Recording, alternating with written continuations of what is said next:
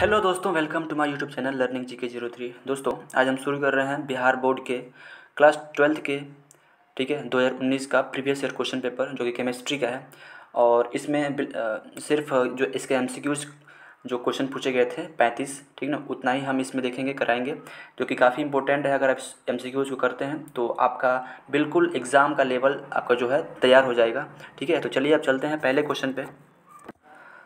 तो मित्रों, हमारा पहला क्वेश्चन है, CH3CH2NH2 को कहा जाता है। इसके ऑप्शंस हैं a ethyl amine, b propyl amine, c methyl amine, d ammonia. तो बताइए इसका आंसर क्या होगा। आप अगर आंसर का पता कर पा रहे हो तो बताइए इसका आंसर क्या होगा, यानी CH3CH2NH2 को क्या कहा जाता है।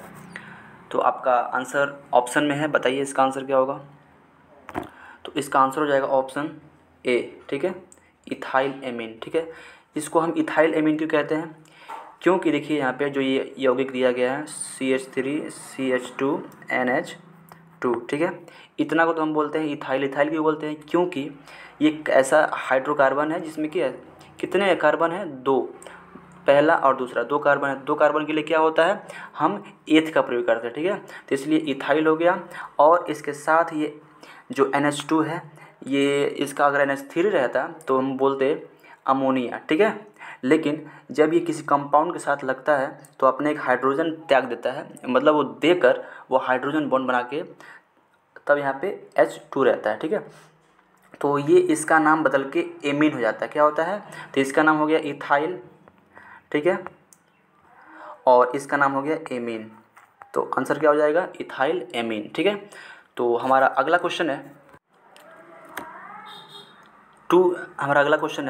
H2SO4 है एक। इसके ऑप्शंस हैं ए द्विभाषमिक अम्ल, बी एकल भाषमिक अम्ल, सी एकल अम्लीय भस्म, डी द्विअम्लीय भस्म। तो इसका आंसर बताइए। अगर आप आंसर जानते हो तो अपना आंसर कमेंट कर सकते हैं।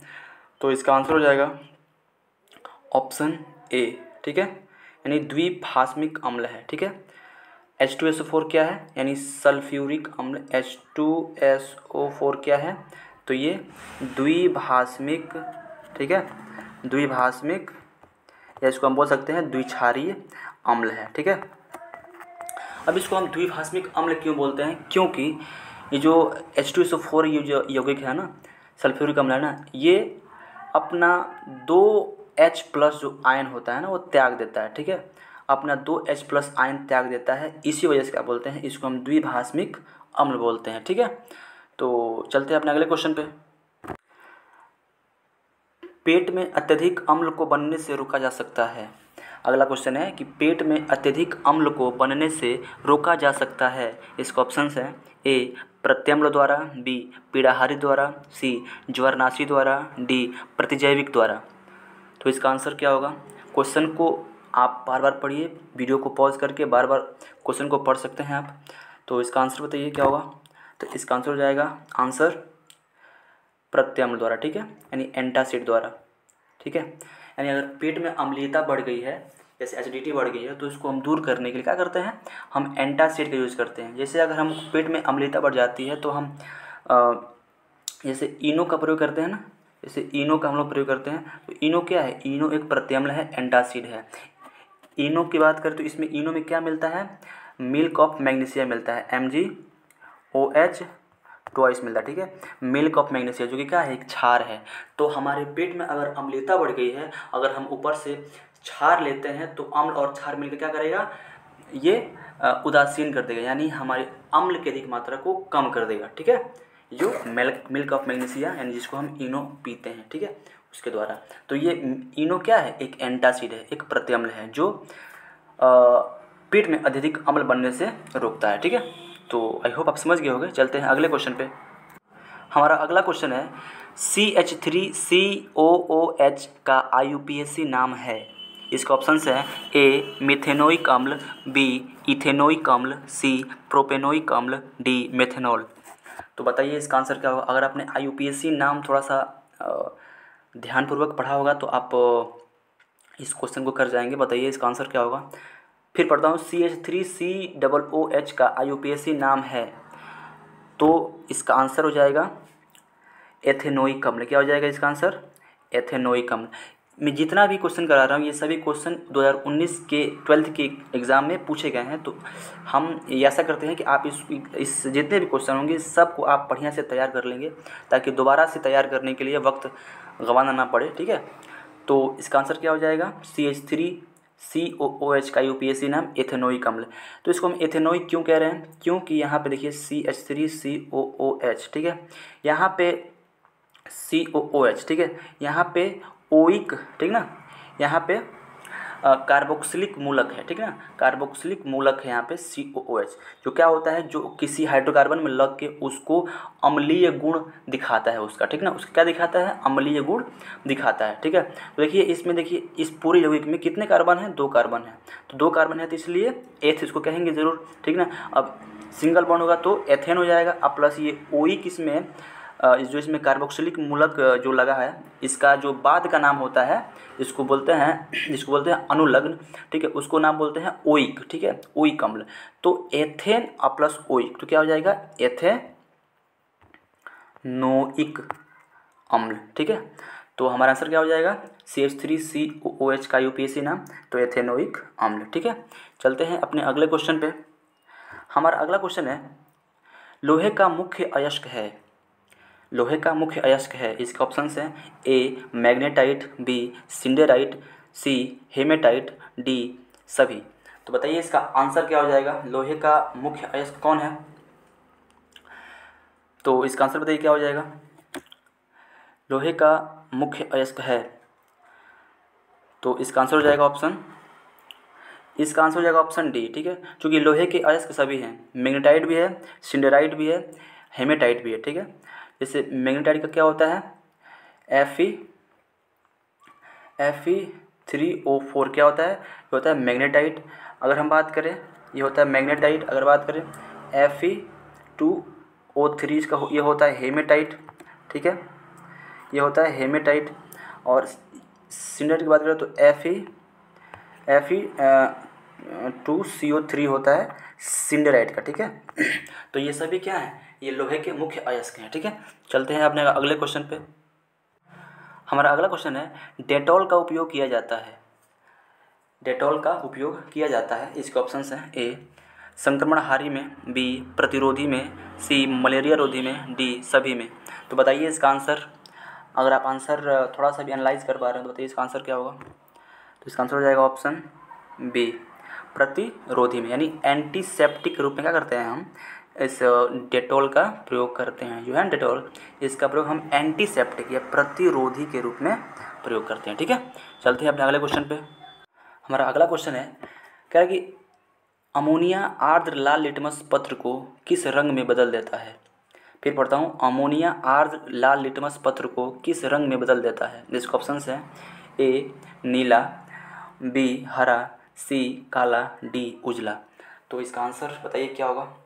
अगर आपको हिंदी समझ में ना आ रहा हो, अगर आप इंग्लिश मीडियम के हैं तो आप इंग्लिश, इसका वर्जन नीचे दिया गया है। Ammonia change the moist red litmus paper into, option है ए blue, be green, C black, D white. तो इसका आंसर क्या होगा बताइए? इसका आंसर हो जाएगा ऑप्शन ए। ठीक है, यानी नीला में। ठीक है, यानी अमोनिया जो होता है ना, वो आर्द्र लाल लिटमस पत्र को किस में बदल देता है? तो वो नीले रंग में बदल देता है।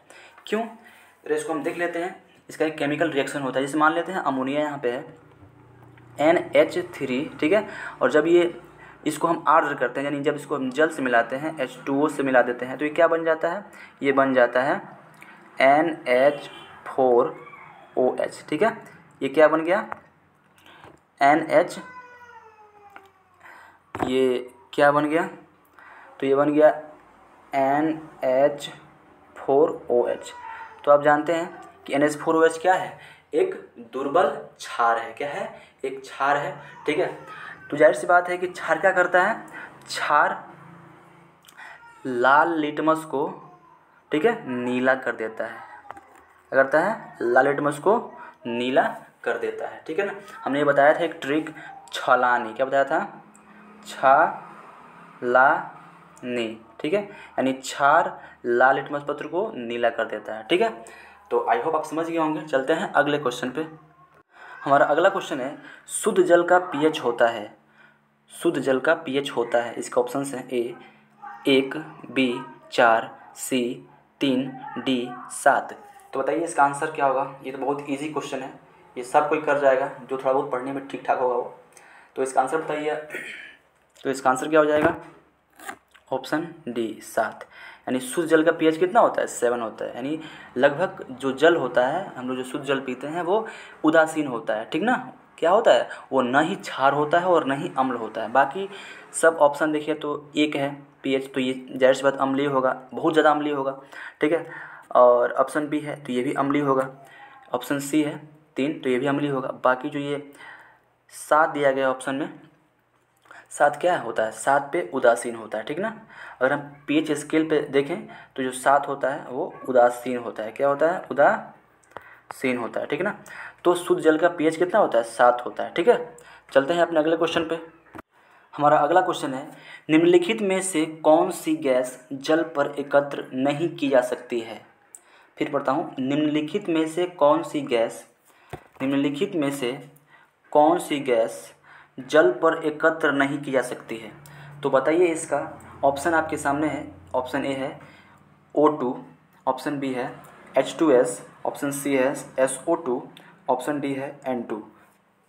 तो इसका आंसर क्या होगा बताइए। यानी हम किस गैस को, इन चारों में से किस गैस को हम जल पर एकत्र नहीं कर सकते हैं। तो इसका आंसर क्या हो जाएगा, SO2 को, ठीक है। किसको, SO2 को, यानी सल्फर डाइऑक्साइड को हम, यानी जो सल्फर डाइऑक्साइड है, सल्फर डाइऑक्साइड, ठीक है, इसको हम जल पर एकत्र नहीं कर सकते हैं, ठीक है। हम सल्फर डाइऑक्साइड को हम जल पर एकत्र नहीं कर सकते हैं। क्यों, अब आती है क्वेश्चन कि क्यों नहीं कर सकते हैं। तो इसलिए नहीं कर सकते हैं क्योंकि जो सल्फर डाइऑक्साइड होता है वो जल से अभिक्रिया करके जल में क्या होता है, वो घुल जाता है। जल में क्या होता है कि SO2 और H2O क्या होता है जल में, यानी SO2 क्या होता है, वो जल में घुल जाता है। जब जल में कोई चीज़ घुल जाएगा तो वो जल के ऊपर, जल पर कैसे एकत्र रह पाएगा। तो इसलिए वो जल पर एकत्र, SO2 गैस क्या होता है, जल पर एकत्र नहीं रहता है, वो जल में घुल जाता है। जब जल में घुल जाएगा तो वो एकत्र नहीं रहेगा, ठीक ना, जल पर एकत्र नहीं रहेगा, ठीक है। बाकी जो O2 है वो जल पर रहता है एकत्र, N2 है H2S है, N2 है, ठीक है। ये सब क्या होते हैं, ये जल पर एकत्र रहते हैं। बाकी जल में घुल कौन जाता है, तो CO2, CO, ठीक है, ठीक है, ये सभी क्या होते हैं, NO2, सब क्या होते हैं, जल में घुल जाते हैं, ठीक है। तो जल में घुलने के कारण क्या होता है कि ये जल पर एकत्र नहीं रहते हैं, ठीक है। आप समझ गए। तो चलते हैं अगले क्वेश्चन पे। हमारा अगला क्वेश्चन है, सुक्रोज का सूत्र है, सुक्रोज का सूत्र क्या है बताइए। इसके ऑप्शंस हैं, ए C12H22O12, ऑप्शन बी है C12H22O11, ऑप्शन सी है C12H24O11, ऑप्शन डी है C12H22O10। तो इसका आंसर अगर आप जानते हो तो अपना आंसर कमेंट कर सकते हैं। तो इसका आंसर क्या हो जाएगा, ऑप्शन बी, ठीक है। सुक्रोज का सूत्र क्या होता है, तो C12, ठीक है, H22 और O11, ठीक है। ये हमेशा याद रखिएगा, ये सुक्रोज का, शक्कर का ये फार्मूला है, ठीक है। चलते हैं अपने अगले क्वेश्चन पे। हमारा अगला क्वेश्चन है, हीलियम का सूत्र है, हीलियम का सूत्र है। ऑप्शन है A He, B Hi, C Hm, D इनमें से सभी। तो बताइए इसका आंसर क्या हो जाएगा, हीलियम का सूत्र क्या होता है। अगर आपने आवर्त सारणी थोड़ा सा भी नॉलेज उसकी है आपकी तो आप बता सकते हैं इसका हीलियम का सूत्र। तो हीलियम का सूत्र होता है, सबको पता होना चाहिए, He, ठीक है। हीलियम का सूत्र क्या होता है, He होता है। हीलियम अगर बात करें तो आवर्त सारणी में किस ग्रुप में पाया जाता है, तो हीलियम 18वां ग्रुप, जिसको बोलते हैं अक्रिय निष्क्रिय ग्रुप, ठीक है। इसमें जितने भी तत्व आते हैं वो सब क्या होते हैं, वो सभी निष्क्रिय तत्व होते हैं, ठीक है। 18वां ग्रुप में आता है, 18वां ग्रुप में आता है, ठीक है। 18वां ग्रुप में आता है, ठीक है। अगर हम बात करें कि हीलियम किस आवर्त में आता है, तो क्या इसका आंसर हो जाएगा, किस आवर्त में आता है, तो हीलियम आता है पहला आवर्त में। किस में आता है? पहले आवर्त में आता है। हाइड्रोजन और हीलियम क्या होते हैं? ये पहले आवर्त के तत्व हैं। हीलियम क्या है? हीलियम एक गैस है, अक्रिय गैस है, ठीक है। किस ग्रुप में पाया जाता है? 18वां ग्रुप में। और किस आवर्त में पाया जाता है? पहले आवर्त में, ठीक है। इतना पता चाहिए। और हीलियम का परमाणु संख्या कितनी होती है? तो परमाणु संख्या होती है 2। तो क्या होती है? ये परमाणु संख्या होती है, ठीक है। चलते हैं अपने अगले क्वेश्चन पे। हमारा अगला क्वेश्चन है, कॉपर धातु का शोधन निम्नलिखित में से किस विधि द्वारा किया जाता है? ऑप्शंस हैं, ए वैद्युत अपघटनी शोधन, बी मंडल परिष्करण, सी वर्णलेखिकी, डी कोई नहीं। तो बताइए इसका आंसर क्या हो जाएगा? यानी कॉपर धातु का हम शोधन निष्कर्षण किस विधि के तहत हम करते हैं? तो इसका आंसर हो जाएगा इसका आंसर क्या हो जाएगा? ऑप्शन ए, ठीक है। ऑप्शन ए, यानी हम विद्युत अपघटनी शोधन द्वारा क्या करते हैं? हम कॉपर धातु का शोधन करते हैं, ठीक है। कॉपर धातु का हम शुद्ध धातु कॉपर का जो ऑक्साइड होता है या फिर कॉपर का जो अयस्क होता है उनसे हम प्राप्त करते हैं। विद्युत अपघटनी शोधन के द्वारा कॉपर धातु को हम प्राप्त करते हैं, ठीक है। तो चलते हैं अपने अगले क्वेश्चन पे। हमारा अगला क्वेश्चन है, एक फैराडे विद्युत कितने कूलाम के बराबर होता है? एक फैराडे विद्युत कितने कूलाम के बराबर होता है?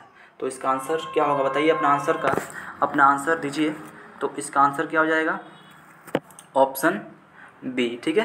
यानी 96,500, ठीक है, 96,500, ठीक है, कूलाम के बराबर होता है। 96,500 कूलाम क्या होता है? ये एक फैराडे, ठीक है, एक फैराडे बराबर कितना होता है? तो 96,500 कूलाम होता है, ठीक है। इसको आप याद रखिएगा, ये एक फैक्चुअल क्वेश्चन है, इसको आदमी को रटना पड़ता है ये, ठीक है। इसको हम निकाल भी सकते हैं लेकिन अभी उतना वक्त नहीं है, ठीक है। इसको आप याद कर सकते हैं कि एक फैराडे होता है, उसमें कितना कूलाम होता है? तो 96,500 कूलाम होता है। ये क्वेश्चन पूछा गया और पूछ भी सकता है दोबारा से बिहार बोर्ड, ठीक है। चलते हैं अगला क्वेश्चन।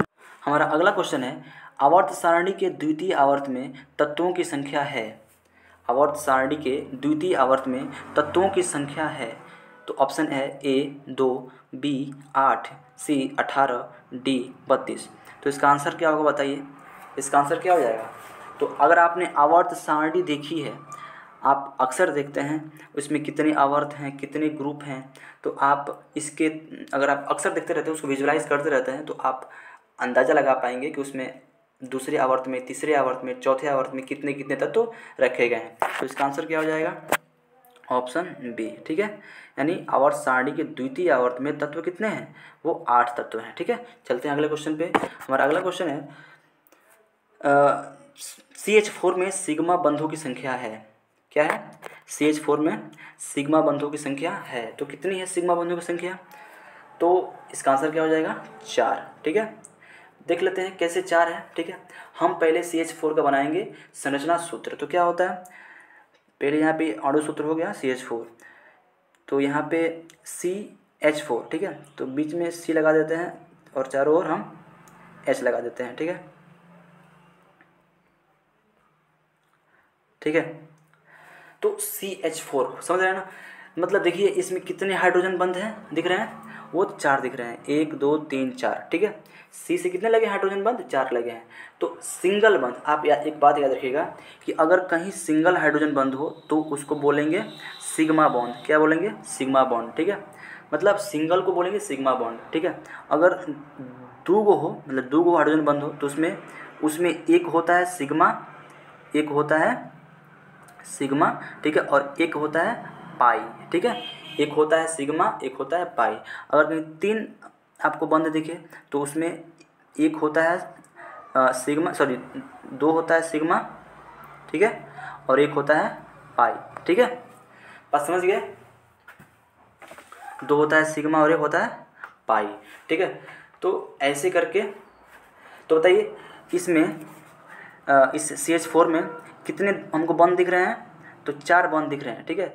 तो जाहिर सी बात है सिंगल बॉन्ड को हम कहते हैं सिग्मा, ठीक है। तो एक सिग्मा, 2 सिग्मा, 3 सिग्मा, 4 सिग्मा, तो कुल कितने हो गए? तो आंसर कितना हो जाएगा? CH4 में सिग्मा बॉन्डों की संख्या कितनी होती है? 4 होती है, ठीक है। तो चलिए चलते हैं अगले क्वेश्चन पे। हमारा अगला क्वेश्चन है अल्कोहल का क्रियाशील मूलक है। अल्कोहल का क्रियाशील मूलक है, इसका ऑप्शन है ए COOH, बी CHO, सी CODOH। तो इसका आंसर क्या होगा बताइए। तो अल्कोहल का क्रियाशील मूलक होता है, सब कोई जानता है कि OH क्या होता है, OH होता है। ठीक है, अल्कोहल का क्रियाशील मूलक क्या होता है, OH होता है। हम OH को बोलते हैं हाइड्रोक्सिल मूलक। क्या बोलते हैं, हाइड्रोक्सिल, क्या बोलते हैं, हाइड्रोक्सिल मूलक। ठीक है, तो चलिए काफ़ी इजी क्वेश्चन था। चलिए अगले चलते हैं अगले क्वेश्चन पे। हमारा अगला क्वेश्चन है PCl5 एक है। ऑप्शंस है ऑक्सीकारक, बी अवकारक, सी ऑक्सीकारक एवं अवकारक दोनों, डी कोई नहीं। तो बताइए इसका आंसर क्या होगा। तो इसका आंसर हो जाएगा ऑप्शन ए। ठीक है, ऑक्सीकारक। ठीक है, PCl5, PCl5। ठीक है, यानी फॉस्फोरस पेंटाक्लोराइड। ठीक है, फॉस्फोरस पेंटाक्लोराइड ये क्या है, ये एक ऑक्सीकारक है। क्यों, क्योंकि फास्फोरस का, ठीक है, देखते हैं फास्फोरस का, इसका जो ऑक्सीकरण व्यवस्था है कितना होता है, +5 होता है। ठीक है, ये +5 से कम भी हो अपना कर सकता है ऑक्सीकरण व्यवस्था। ठीक है ना, कम भी कर सकता है, +5 से कम कर सकता, ज़्यादा नहीं कर सकता, +5 से कम 4-3 कर सकता है। ठीक है, ठीक है, इसलिए ये क्या है, एक ऑक्सीकारक है। ठीक है, जो PCl5 होता है क्या होता है, ये एक ऑक्सीकारक होता है, न कि अवकारक। ठीक है, चलते हैं अपने अगले क्वेश्चन पे। अगला क्वेश्चन हमारा है नाइट्रिक अम्ल का सूत्र है। नाइट्रिक अम्ल का सूत्र क्या होता है। तो इसके ऑप्शंस हैं ए HNO3, बी H2N2O2, सी HNO2, डी HNO4। तो बताइए इसका आंसर क्या हो जाएगा। तो इसका आंसर हो जाएगा ऑप्शन ए। ठीक है, HNO3, HNO3 किसका सूत्र है। तो ये नाइट्रिक अम्ल का सूत्र है। किसका सूत्र है, तो ये नाइट्रिक अम्ल का सूत्र है। इसको आप हमेशा अपने जहन में बैठा रखिएगा। चलते हैं अगले क्वेश्चन पे। हमारा अगला क्वेश्चन है NH3 में N का संकरण है। NH3 में N का संकरण है। तो इसका ऑप्शंस हैं ए sp3, बी sp2, सी sp, डी D2sp3। तो बताइए इसका आंसर क्या होगा। इसका आंसर क्या होगा बताइए। तो इसका आंसर हो जाएगा ऑप्शन ए। ठीक है, sp3। ठीक है ना, यानी NH जो 3 है, NH3 है। ठीक ना, इसमें जो N का संकरण, जो नाइट्रोजन है ना, इसका जो संकरण है, N का संकरण, ठीक है, वो कितना होता है, वो sp3 होता है। क्यों sp3 होता है, इसको हम जरा से देख लेते हैं। ठीक है, तो देखिए अगर हम इसका संरचना सूत्र बनाएं अगर, ठीक है, तो कितना यहाँ पे N लिखते हैं और यहाँ पे H लिखते हैं, H लिखते हैं और H लिखते हैं। ठीक है, इसका अगर देखें N का इलेक्ट्रॉनिक विन्यास कितना होता है, 2 5 होता है। ठीक है, यानी क्या करेगा, यानी जो N होता है, N के मतलब जो होता है बाहरी कक्षा में, वो यहाँ पे हम लगा देते हैं। ठीक है, 2 ऊपर लगा देते हैं इलेक्ट्रॉन। ठीक है, एक यहाँ लगा देते हैं, एक यहाँ लगा देते हैं और एक यहाँ लगा देते हैं। ठीक है, और हाइड्रोजन में क्या होता है, हाइड्रोजन का होता है परमाणु संख्या 2 होता है, यानी बाहरी कक्षा में कितना होता है, 1-1 होता है। तो एक यहाँ पे हो गया, एक यहाँ पे हो गया, एक यहाँ पे हो गया। तो यहाँ पे एक बॉन्ड बन गया, यहाँ पे एक बॉन्ड बन गया और यहाँ पे भी एक हाइड्रोजन बॉन्ड बन गया। ठीक है, और यहाँ पे क्या है, ये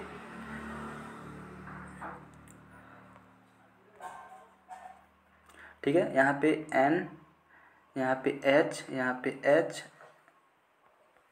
और यहाँ पे H। ठीक है, इसका यहाँ पे है, इसका और इसका। ठीक है, तो ये बॉन्ड बन गया, ये भी बन गया बॉन्ड, ये भी बॉन्ड बन गया। ठीक है, और यहाँ पे 2 बाकी रह गया है। नाइट्रोजन का बाहर कक्षा में कितना होता है, 5 होता है।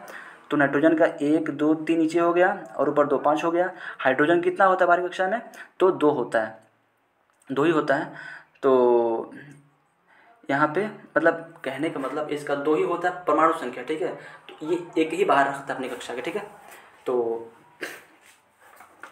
ये नाइट्रोजन का 1 लेके और हाइड्रोजन अपना बॉन्ड बना लिया, नाइट्रोजन 1 और ये हाइड्रोजन का 1 अपना बॉन्ड बन गया, नाइट्रोजन का 1 और ये हाइड्रोजन का अपना 1 बॉन्ड बन गया। ठीक है, और ऊपर 2 जो नाइट्रोजन है वो एकाकी युग्म खाली रह गया है। ठीक है, तो इस प्रकार देखिए sp3 कब बना, ठीक है, संकरण कब बनता है, संकरण कब बनता है, ठीक है, जब सिग्मा बॉन्डों की संख्या प्लस जो एकाकी लोन पेयर होता है, ठीक है ना, इलेक्ट्रॉन, जो एकाकी इलेक्ट्रॉन युग्म होता है, एक इलेक्ट्रॉन युग्म मतलब युग्म माने क्या होता है, दो, ठीक है ना, यानी एक युग्म मतलब दो चीज़ कोई हो, ठीक है ना, तो एक इलेक्ट्रॉन युग्म मतलब दो इलेक्ट्रॉन, ठीक है। तो सिग्मा बॉन्डों की संख्या प्लस एकाकी लोन पेयर यानी एकाकी जो इलेक्ट्रॉन युग्म होगा वो। तो गिनिए यहाँ पे कितना, यहाँ पे एक बॉन्ड हो गया, यहाँ पे एक सिग्मा बॉन्ड हो गया, यहाँ पे एक सिग्मा बॉन्ड हो गया, ठीक है, यहाँ पे सिग्मा बॉन्ड, यहाँ पे सिग्मा बॉन्ड, यहाँ पे सिग्मा बॉन्ड, तो एक दो ये तीन, तो तीन हो गया सिग्मा बॉन्ड प्लस ऊपर जो ये एकाकी जो इलेक्ट्रॉन युग्म है जिसमें दो इलेक्ट्रॉन है, तो ये हो गया एक, ठीक है, तो तीन और एक कितना हो गया, चार, ठीक है ना, तो इसलिए sp3 को इसलिए sp3 हो गया, ठीक है।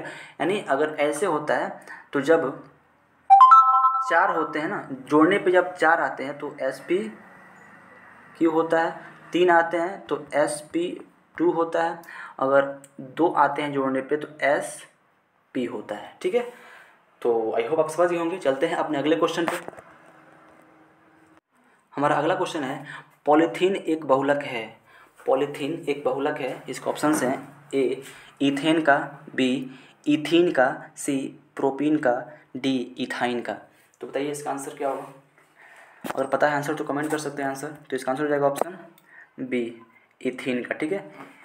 पॉलीथीन क्या होता है ना, वो CH2 डबल बॉन्ड CH2, ठीक है।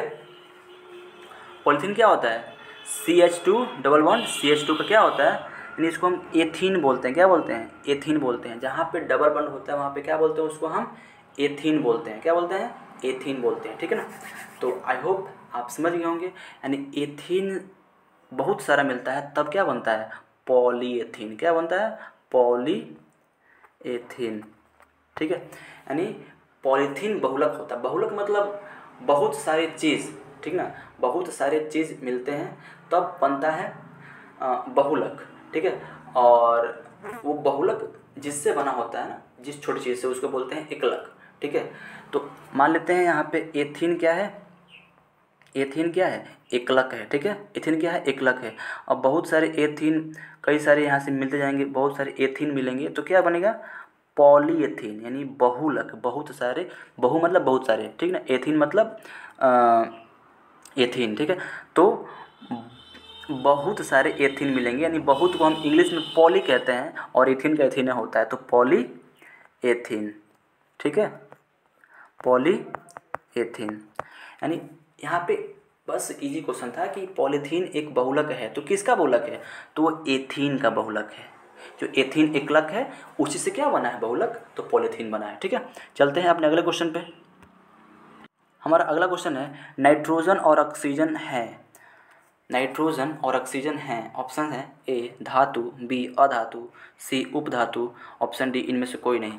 तो बताइए इसका आंसर क्या होगा। नाइट्रोजन और ऑक्सीजन क्या है, तो आंसर हो जाएगा अधातु। क्या है ये अधातु है। नाइट्रोजन और ऑक्सीजन क्या है, अधातु है। नाइट्रोजन इसका एटॉमिक नंबर कितना होता है, तो 7 होता है, और ऑक्सीजन का कितना होता है एटॉमिक नंबर, तो 8 होता है, ठीक है। तो आपको पता होना चाहिए इनके एटॉमिक नंबर, एटॉमिक मास सब पता होना चाहिए, ठीक है। और ये जो इनकी प्रकृति होती है वो अधात्विक होती है, ठीक है। और ये गैस होते हैं, ये क्या होते हैं, ये गैसीय अवस्था में पाए जाते हैं, ठीक है। चलते हैं अगले क्वेश्चन पे। हमारा अगला क्वेश्चन है कि ब्यूना एन तथा ब्यूना एस है, मतलब क्या है, ठीक है। ऑप्शन ए है प्राकृतिक रबर, बी संश्लेषित रबर, सी लेटेक्स, डी पॉलीथीन। तो बताइए इसका आंसर क्या हो जाएगा। ब्यूना एन तथा ब्यूना एस क्या है, तो इसका ऑप्शन हो जाएंगे, इसका ऑप्शन दिया है संश्लेषित रबर, ठीक ना। रबर तो है लेकिन क्या है, इसको मानव निर्मित द्वारा किया गया है, नहीं इसको संश्लेषित किया गया, लैब में इसको बनाया गया, ठीक ना। ये कोई प्राकृतिक रबर नहीं है, ये ब्यूना एस और ब्यूना एन क्या है, ये रबर है लेकिन संश्लिष्ट है, इसको तैयार किया गया है लैब में, ठीक है। ये संश्लिष्ट रबर होते हैं। चलते हैं अगले क्वेश्चन पे।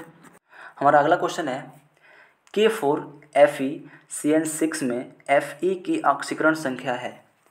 फिर पढ़ता हूँ, K4FeCN6 में ऑक्सीजन की K4FeCN6 में Fe यानी जो फेरस है धातु है उसकी ऑक्सीकरण संख्या है। तो क्या है ऑक्सीकरण संख्या? इसका ऑप्शंस है A 2, B 3, C -2, D -3। तो बताइए इसका आंसर क्या हो जाएगा? इसका आंसर क्या होगा? तो आंसर इसका हो जाएगा ऑप्शन B +3 होगा। यानी जो ये पूरा आपको दिख रहा है एक उप सहसंयोजक जो यौगिक दिख रहा है आपको, ये इसमें जो Fe है जो केंद्रीय धातु है Fe फेरस, इसकी ऑक्सीकरण संख्या कितनी है? तो +3 है। ठीक है, तो इसको हम निकालने का एक तरीका होता है, विधि होता है, उसको हम जान लेते हैं कैसे निकलता है। ठीक है, तो ज़रा यहाँ पे देखिए ये पूरा जो यौगिक है यहाँ पे जो बाहर है पोटेशियम, ठीक है, वो अन्य धातु है, जो बीच में है फेरस वो केंद्रीय धातु है, और जो Cn है वो लिगेंड है। ठीक है, इस उप सहसंयोजक जो यौगिक है इसमें। ठीक है, तो हम देख लेते हैं। हाँ, अगर हमको फेरस की निकालना है ऑक्सीकरण संख्या तो इसको हम x मान लेते हैं, इसको हम x मान लेते हैं। बाहर क्या है? पोटेशियम है, तो पोटेशियम की ऑक्सीकरण संख्या कितनी होती है? +1 होती है, तो इसका 1 हो गया। गुणे ये K4 है तो 1 गुणे 4। ठीक है, प्लस कर देते हैं यहाँ पे। आगे चलते हैं तो Fe को हम x माने हैं, आगे चलते हैं तो Cn है। ठीक है, Cn का होता है ऑक्सीकरण संख्या -1। ठीक है, तो यहाँ पे -1 गुण देखिए Cn कितना है? 6 को है, तो गुणे 6 हो जाएगा। ठीक है, तो अब इसको हम अगर देखिए अगर यहाँ ऊपर माइनस में कुछ भी यहाँ जैसे कहने मतलब यहाँ पे ऊपर कुछ भी होता है माइनस में या फिर कुछ प्लस में कुछ भी आयन होता है तो यहाँ पे उसी आयन को लिख देंगे, लेकिन कुछ नहीं दिया है तो यहाँ पे हम 0 सिर्फ ऐसे ही 0 लिख देंगे। ठीक है, चलते हैं तो इसको हम सॉल्व कर लेते हैं, कितना हो जाएगा? तो इसका आंसर क्या हो जाएगा? तो देखिए तो हो जाएगा ये 4 + x, ठीक है, और ये -6 बराबर 0। ठीक है, तो कितना हो जाएगा? ये x वर्ग कितना हो जाएगा? इस 6 को उधर कर देते हैं तो बोला गया +6, और 4 को जब इधर भेजेंगे बराबर के इधर हो जाएगा -4। ठीक है, कितना आ गया? 2, यानी +2। x वर्ग कितना हो गया? x बराबर हो गया +2। तो सॉरी हमने इसको गलत मारा है ऑप्शन में, इसका आंसर क्या हो जाएगा? ऑप्शन ए आंसर होगा, यानी +2। यानी इसमें Fe का जो ऑक्सीकरण संख्या हो जाएगा वो +2 होगा। ठीक है, +2 होता है। तो इस प्रकार से जो तरीका मैंने बताया ऑक्सीकरण संख्या निकालने का वो 2 होता है। अगर यहाँ पे K4 दिया है, अगर यहाँ पे K3 होता तब यहाँ पे ऑक्सीकरण संख्या 3 +3 आता। ठीक है, तो आप समझ गए होंगे। चलते हैं अगले क्वेश्चन पे। हमारा अगला क्वेश्चन है एल्कोहल बनने में एल्केल के एक हाइड्रोजन को किस ग्रुप द्वारा प्रतिस्थापित किया जाता है? इसका ऑप्शन है ए हाइड्रोक्सिल ग्रुप द्वारा, बी एल्डिहाइड द्वारा, सी कार्बोक्सिल ग्रुप द्वारा, डी क्लोरो ग्रुप द्वारा। तो बताइए इसका आंसर क्या हो जाएगा? इसका आंसर क्या होगा बताइए? तो इसका आंसर हो जाएगा ऑप्शन ए हाइड्रोक्सिल ग्रुप द्वारा। जाहिर सी बात है कि एल्कोहल बनने में एल्केन है, ठीक है, एल्केन है, यानी हम मान लेते हैं कि एथेन ही है, तो जैसे एथेन से ही ना बनता है एथेनॉल, ठीक है ना, एथेनॉल क्या बोलते हैं? अल्कोहल बोलते हैं। तो एथेन है, ठीक है, CH3CH जिस क्या होता है C2H6 होता है ना, CH3, ठीक है, ये होता है, ये क्या है? ये एथेन का फार्मूला है। ठीक है, अगर हम एथेनॉल का फार्मूला बनाएं तो यहाँ पे क्या होता है? ये 2 बन जाता है और यहाँ पे OH आ जाता है, यानी CH3CH2OH, ये क्या बन गया? एथेनॉल बन गया, ये अल्कोहल बन गया। तो जाहिर सी बात है कि जब इसमें ये OH हाइड्रोक्सिल मूलक आके जुड़ा तो इस एल्केन से एक हाइड्रोजन को प्रतिस्थापित कर दिया, तो यहाँ पे 3 था तो यहाँ पे 2 हो गया। ठीक है, तो ये OH हाइड्रोक्सिल ग्रुप आया और एथेनॉल बन गया, और यहाँ से एक एल्केन से एक हाइड्रोजन को प्रतिस्थापित कर दिया। ठीक है, तो इसका आंसर क्या हो जाएगा? Option A hydroxyl group. चलते हैं अगले क्वेश्चन पे। हमारा अगला क्वेश्चन है उजला और पीला फास्फोरस है। ऑप्शंस हैं ए अपरूप, बी समस्थानिक, सी संभारिक, डी समन्यूट्रॉनिक। इसका आंसर क्या होंगे? आप वीडियो को रोक कर आप उसका आंसर सोच सकते हैं, बना सकते हैं। तो इसका आंसर क्या हो जाएगा? Option A. ठीक है, जो फास्फोरस होता है, फास्फोरस यानी जो पी होता है, इसका एटॉमिक नंबर 15 होता है। ये क्या होता है? ये अभिक्रियाशील होता है, अभिक्रियाशील एलिमेंट होता है। ये इसके 2 अपरूप पाए जाते हैं, 2 अपरूप होते हैं। क्या होते हैं? 2 अपरूप। सफ़ेद फास्फोरस पहला क्या होता है? सफ़ेद फास्फोरस, और दूसरा क्या होता है? लाल फास्फोरस। ठीक है, तो जाहिर सी बात है कि सफ़ेद और लाल, ठीक है, और यहाँ पे पीला दिया है ना, तो पीला भी इसका क्या होगा? अपरूप ही होता है। ठीक है, तो इसमें हम 3 गो कर लेते हैं। ठीक है, तो ये सफ़ेद लाल पीला क्या होते हैं? ये सभी ये फास्फोरस के अपरूप होते हैं। ठीक है, कोई संभारिक समस्थानिक समस्थानिक नहीं होता है, ये क्या होते हैं? अपरूप होते हैं। उजला फास्फोरस, पीला फास्फोरस, नीला फास्फोरस, लाल फास्फोरस सब क्या होते हैं? सब फास्फोरस के अपरूप होते हैं। ठीक है, तो चलिए अब चलते हैं अगले क्वेश्चन पे। हमारा अगला क्वेश्चन है, निम्नलिखित में कौन सी गैस एकल परमाणुविक है? इसके ऑप्शंस हैं a chlorine, b helium, c nitrogen, d oxygen. तो बताइए इसका आंसर क्या होगा? निम्न में से कौन सी गैस एकल परमाणुविक है? तो इसका आंसर क्या हो जाएगा? B helium. हीलियम क्या है? एकल परमाणुविक गैस है। ठीक है, चलते हैं अगले क्वेश्चन पे। हमारा नाइट्रिक अम्ल तैयार किया जाता है। ठीक है, बताना है आपको नाइट्रिक अम्ल तैयार किया जाता है। इसके ऑप्शंस हैं ए संपर्क विधि द्वारा, बी ओस्टवॉल विधि द्वारा, सी प्रकाश संश्लेषण द्वारा, डी हैबर विधि द्वारा। तो इसका आंसर क्या हो जाएगा बताइए? तो इसका आंसर हो जाएगा ऑप्शन बी ओस्टवॉल्ड। ठीक है, ओस्टवॉल्ड विधि से क्या करते हैं हम? इसको तैयार करते हैं। इसके लिए काफ़ी लंबा चौड़ा इसका रिएक्शन है, जो इसमें कम समय की वजह से इसमें आ नहीं पाएगा। ठीक है, ये तो हम पूरा रिएक्शन करके बता दें तो उसमें ज़्यादा वक्त लग जाएगा। ठीक है, तो हम सिर्फ इसको देख लेते हैं ऐसे।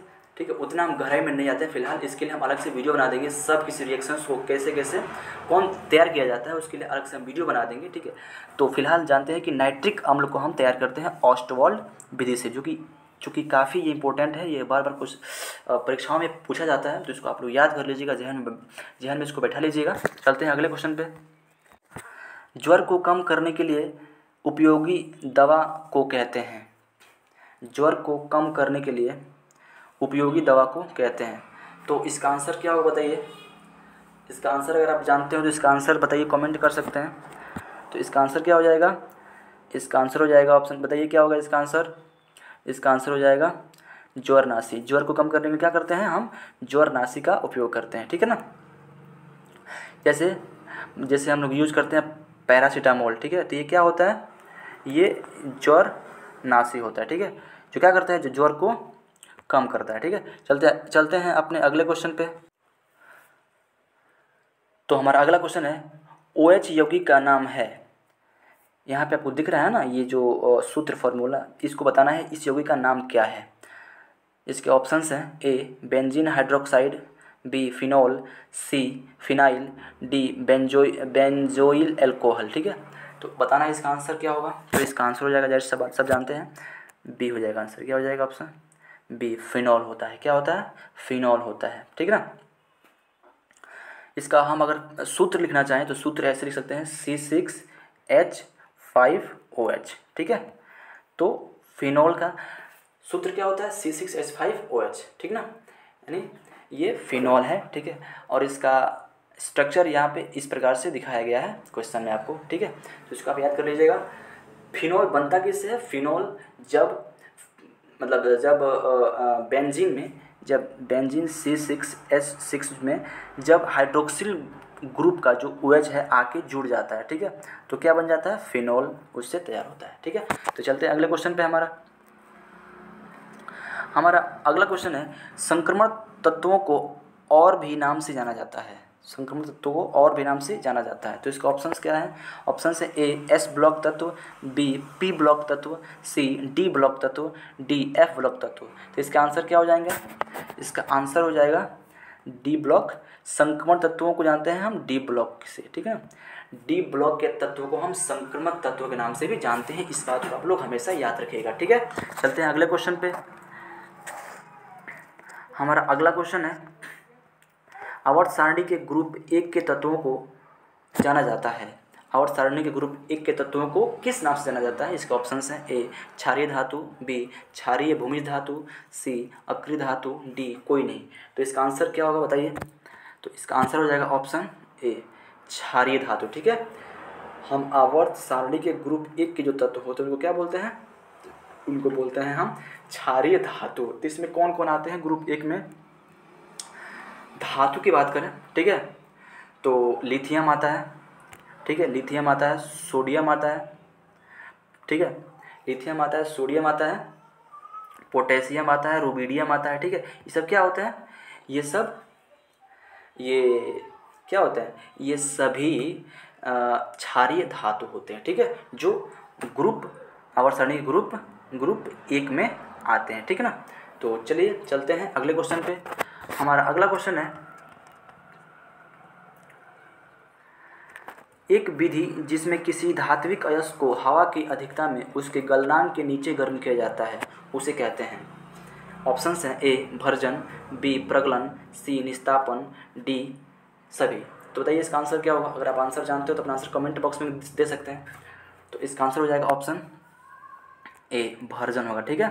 यानी हम धात्विक ऑक्साइड को, ठीक ना, धात्विक ऑक्साइड को क्या करते हैं हम, माने जो अयस्क होता है, जाहिर सी बात है कि वो ऑक्साइड के रूप में ही होगा। अयस्क, किसी भी धातु का जो अयस्क होगा वो क्या होगा? वो उसके ऑक्साइड के ही फॉर्म में होगा, ठीक है। तो हम क्या करते हैं कि उस धात्विक अयस्क को हम हवा की अधिकता में उस गलनांक के नीचे गर्म करते हैं। वो किस विधि में करते हैं? तो हम भर्जन में करते हैं। किस में करते हैं? भर्जन में करते हैं, ठीक है ना। तो आप समझ गए होंगे, हम धातु के ऑक्साइडों को ही, ठीक ना, इस भर्जन विधि के द्वारा, ठीक ना, और गलनांक के नीचे गर्म करके हम धातु प्राप्त करते हैं, ठीक ना। भर्जन मेथड से क्या करते हैं हम? धातु प्राप्त करते हैं, ठीक ना। तो चलिए चलते हैं अगले क्वेश्चन पे। और अगला क्वेश्चन है, कार्बोहाइड्रेट जो जलांशित होकर 3 से लेकर 3 से लेकर 10 मोनोसेकेराइड इत्यादि प्रदान करते हैं उसे कहा जाता है। तो उसे क्या कहा जाता है? बताइए। आप क्वेश्चन को 1 बार 2 बार 3 बार जरूर पढ़ें और इसका आंसर बताइए क्या होगा। तो इसको बोलते हैं ओलिगोसेकेराइड। क्या बोलते हैं? ओलिगोसेकेराइड। तो इसको ओलिगोसेकेराइड को क्या बोलते हैं? मतलब जो कार्बोहाइड्रेट, ठीक ना, 3 से लेकर 10 मोनोसेकेराइड अपने पास रखता है या फिर प्रदान करता है, उससे क्या बोलते हैं? ओलिगोसेकेराइड बोलते हैं, ठीक है। मान लीजिए पहला जो है जिसमें एक ही सेकेराइड हो, क्या हो जाएगा? वो हो जाएगा मोनोसेकेराइड। क्या हो जाएगा? मोनोसेकेराइड। तो ये जल से अपघटित तो होगा नहीं, एक ही है तो क्या टूटेगा, ठीक है। चलते हैं अगले। इसके बाद आता है द्विसेकेराइड। क्या आता है? द्विसेकेराइड। तो इसमें 2 ही सेकेराइड है। तो इसमें चूँकि क्वेश्चन कह रहा है 3 से लेकर 10 तक, ठीक है, तो ये भी नहीं होगा, ठीक है। चलते हैं। तो तीसरा आता है ओलिगोसेकेराइड। क्या होता है? ओलिगोसेकेराइड, ठीक है। इसमें क्या होता है कि 3 से लेकर 10 तक क्या होता है? मोनोसेकेराइड इकाई ये प्रदान करता है ओलिगोसेकेराइड, ठीक ना, इसलिए, ठीक है। और इसके बाद होता है पॉलीसेकेराइड। तो पॉलीसेकेराइड में क्या होता है? जब वो उसका जल अपघटन होता है तो उसमें बहुत सारे असंख्य मात्रा में क्या होता है? सेकेराइड निकलते हैं। तो जो वो तो इसलिए उसको क्या बोलते हैं? पॉलीसेकेराइड बोलते हैं, ठीक है। तो आई होप आप समझ गए होंगे इस क्वेश्चन का आंसर। यानी ओलिगोसेकेराइड में क्या होता है? जब ओलिगोसेकेराइड जलांशित होता है, उसका जल अपघटन कराया जाता है, तो उसमें 3 से लेकर 10 क्या होते हैं? मोनोसेकेराइड इकाई उससे प्रदान किए जाते हैं, ठीक है। चलते हैं अगले क्वेश्चन पे। हमारा अगला क्वेश्चन है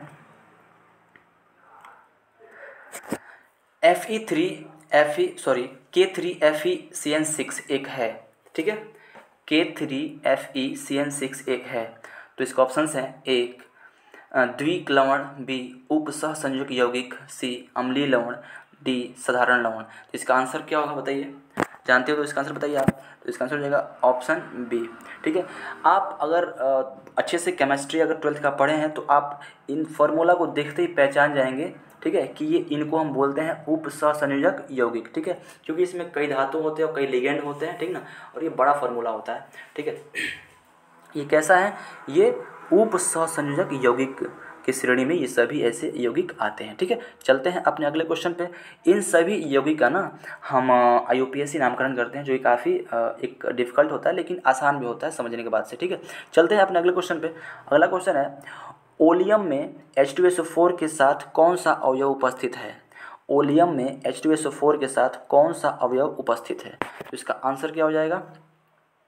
SO3, ठीक ना, यानी सल्फर ट्राईऑक्साइड, ठीक है। यानी ओलियम क्या होता है, ठीक है, H2SO4 प्लस SO3, ठीक है। ये इसको एक साथ क्या कहते हैं? ओलियम कहते हैं। क्या कहते हैं?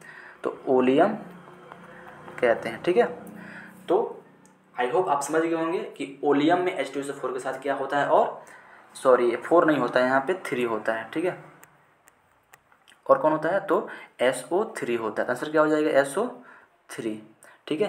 तो आई होप आप समझ गए होंगे। मैंने जितना भी MCQs कराया काफ़ी इंपॉर्टेंट था, इतना इसमें वक्त लगा के इसको कराया गया है। आपका भी फर्ज बनता है कि आप भी थोड़ा वक्त देके इस सारे MCQs को अपने मन से 3-4 बार लगाएं। वीडियो 3-4 बार देखेंगे तो आपका तुरंत रिवाइज हो जाएगा, ठीक है। तो चलिए हम चलते हैं और मिलेंगे किसी अगले वीडियो में। और अगर आप इसको इस वीडियो से कुछ सीख मिली हो और आपको वीडियो अच्छा लगा हो तो प्लीज़ आप वीडियो में लाइक कर सकते हैं और इसको सब्सक्राइब भी करना ना भूलें, अगर आपने चैनल को सब्सक्राइब नहीं किया है तो, ठीक है। तो चलिए मिलते हैं अगले वीडियो में, तब तक के लिए बहुत बहुत धन्यवाद।